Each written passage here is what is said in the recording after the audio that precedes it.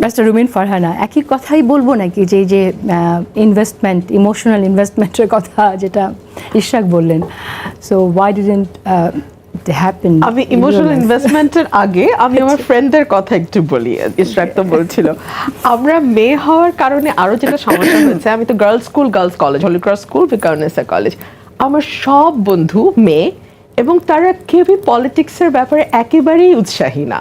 মানে এখনো যদি কেউ আমাকে ফোন দিয়ে মানে এই কথা সেই কথা বলেছে দেশের প্রধানমন্ত্রী কে, এখনো কি হাসিনা, আমি খুব অবাক হব না। হ্যাঁ, একদম, just because we grew up together, আমরা একসাথে মানে আমাদের জীবন এত বছর পার করেছি আমরা একসাথে, so still we are very close friends.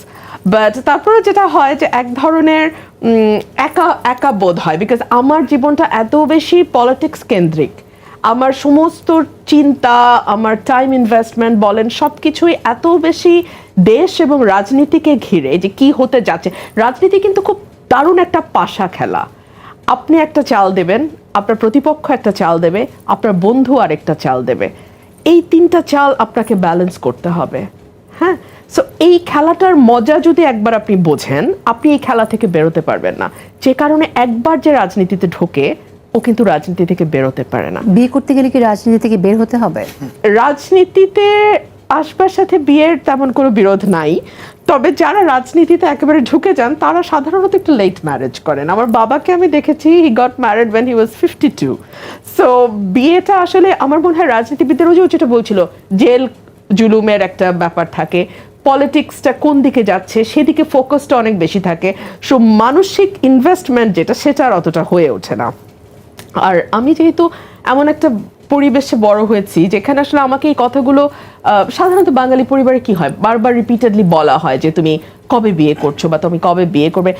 আলহামদুলিল্লাহ এবং আল্লাহকে অশেষ ধন্যবাদ, আমাকে এরকম কিছু আসলে আমার ফ্যামিলি থেকে রিপিটেডলি শুনতে হয় না কখনো। ফ্যামিলিতে কতজন আছেন? ইশরাক কি বিবাহিত? আমি, আমার বড় বোন আছে আর আমার ছোট ভাই আর আমার মা।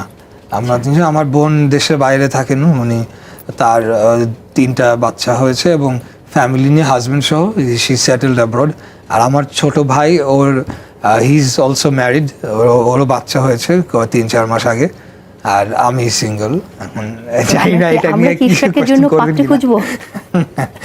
না, আমি ডেফিনেটলি বিয়ে করব, যেটা আমার এই প্রশ্নটা আমার অনেক ফেস করতে হয় বিভিন্ন, স্পেশালি রাজনীতি করলে তো এটা এলাকায় গেলে ওখানে মুরব্বীরা তো বলে আর আত্মীয়রা তো রয়েছেনই যে কবে কেমনে কি। তো জীবনে ওরকম কেউ ছিল না যে আমি জাস্ট করে ফেলবো, সেরকমও ছিল না। সো একটা বিয়ে তো আসলে এমনি করে ফেলা যায় না, ইটস অলসো অ্যান ইমোশনাল ইনভেস্টমেন্টের বিষয় থাকে। তো এইসবের মধ্যে আসলে ওই জিনিসটা হয়ে ওঠেনি, তো হোপফুলি এখন হবে আর কি, আশা করা যায়।